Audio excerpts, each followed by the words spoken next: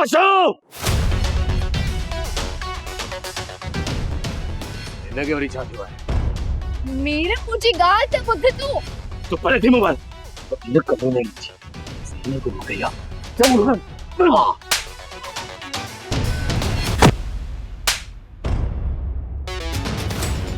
कत्ता के जायजा तू छा तो समझी मां तो के जिंदा छड़े दी पहिरियों मुझी गलती बुधाए पो भले मार तू छा तो समझी तो मां तुझी कमेडी पाई का वाकिफ ना आया बुधाए बुधाए मुझी सोनी किथे आ सोनी किड़ी खबर है बुधाए बुधाए बुधाए बुधाए बुधाए अच्छा क्या मीर मुझी गाल ॿुध हिन में अदा आशू जो को भी हथ ना है तू विच में ना अच मोबाइल तो क्या इन कमीने जी खबर ना है बस मुझी गाल समझ मीर अदा घर में को भी हथ ना है अदा तो रात घर होयो बस मीरा बस हाणे घणो थियो घणो तमाशो थियो जे कॾहिं तो हिकिड़ो कदम अॻियां वधायो न त ख़बर अथई आशो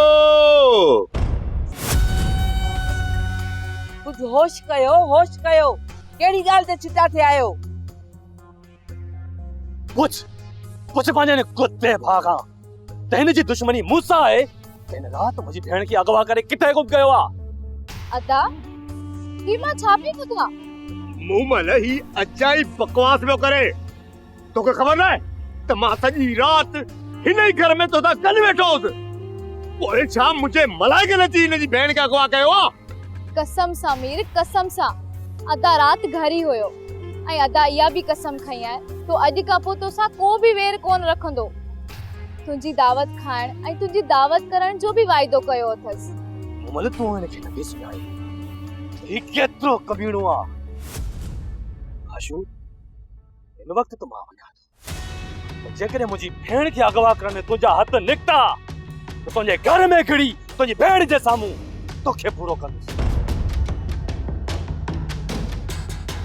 आशू सही बुझा सोनीअ खे तो अगवा कयो आ अजाई बकवास करे रहियो आहे दी ऐं तूं त हुअं ई निंड में सुती पई हुई आहे मूं महिल खां पुछ त मां सॼी राति हिन घर में मौजूदु हुअसि हाँ दी अदा सही तो चवे मीर के का गलत फहमी थी आहे ढोंग इहो मीर ढोंग तो करे पंहिंजी भेण खे अगवा करे बेगरत इल्जाम मूं ते पियो हणे सोप सीरियल तकरार तमाम एपिसोड ॾिसो हाणे HD क्वालिटी में विजिट कयो असांजो YouTube channel Sindh TV HD drama